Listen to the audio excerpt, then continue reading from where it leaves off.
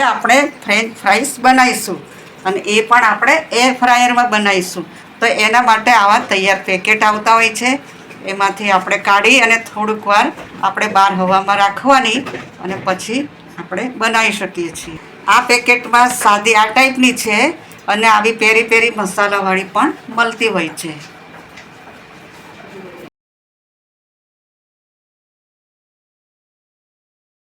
હવે આ નોર્મલ ટેમ્પરેચરમાં આવી ગયું છે. તો હવે આપણે એર ફ્રાયરમાં મૂકીશું. તો હવે આપણે એર ફ્રાયરમાં મૂકીશું.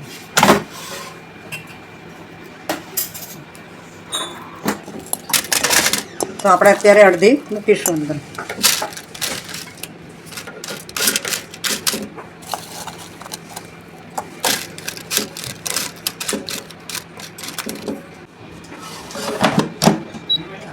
હવે આપણે પાવર ઓન કરીશું.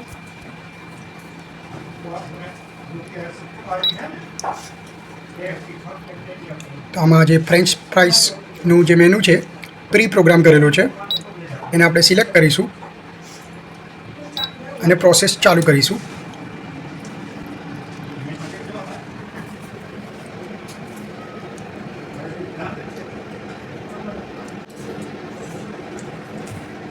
તો આપ જોઈ રહ્યા છો ફ્રેન્ચ ફ્રાઈસ પ્રોસેસ થઈ રહી છે એર ફ્રાયરની અંદર.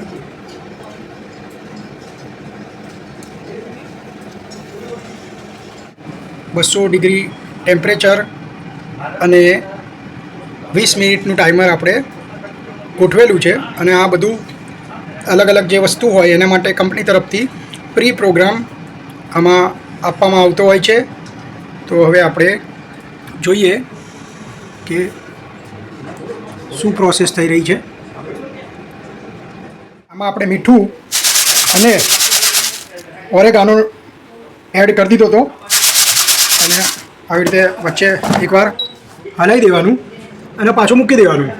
એટલે જે ટાઈમ બાકી હશે ને એ ટાઈમથી જ પાછું એ ચાલુ થશે.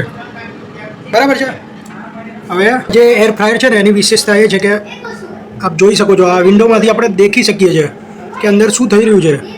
તો જુઓ હું તમને લાઈવ બતાવું છું. આ જુઓ આ જે ચાલી રહ્યું છે ને અંદર ફ્રેન્ચ ફ્રાઈસ કેવી બની રહી છે જુઓ. તો આપણે જોઈએ કેટલો ટાઈમ બાકી છે. તો 3 મિનિટમાં આપણી આ ફ્રેન્ચ ફ્રાઈસ છે એ રેડી થઈ જશે. પછી આપણે જોઈશું કેવી બની છે. આપણું ટાઈમર થઈ ગયું છે 20 મિનિટનું. હવે આપણે આ જે ફ્રેન્ચ ફ્રાઈસ થઈ ગઈ છે તો આપણે એને સર્વ કરીશું.